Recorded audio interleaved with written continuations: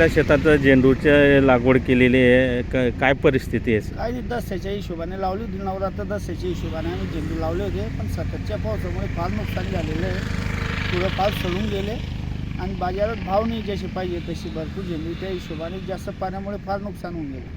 सध्या काय भावाने जातोय? 30 रुपये किलो जात आहे मार्केटला. तोडायला 4-5 माणसं लागत आहेत, क्विंटल भर निघत नाही अच्छा, की नाही, याचे फुल जात नाही, त्याच्या मागे 1000 रुपये तर मजुरी आहे. मजुरी आहे. तर त्या सततचा पाऊस जर नाही राहिला असता तर चांगलं उत्पन्न चांगलं आलं असतं. हां हां. कंटिन्यू पाण्यामुळे सर्व असे खराब होऊन गेले, झाडं फुलं खराब होऊन गेले. म्हणजे मार्केटमध्ये त्यांना डिमांड पण नाही खराब फुलांना. अच्छा, लोक खराब फुलं पाहून घेत नाही हा, लोक घेत नाही खराब फुलं, चांगलीच फुलं घेतात बुवा असं. अच्छा अच्छा. त्याच्यामुळे फार नुकसान झालेलं आहे सततच्या पावसाने. कपाशी बी मार खाऊन गेली, वांगे खराब होऊन गेले, सर्व पीक खराब होऊन गेले. म्हणजे शेतकऱ्यांच्या यावर्षी सततच्या पावसामुळे बरेच नुकसान झालेलं फार आहे. नुकसान आहे, फार नुकसान आहे. अच्छा.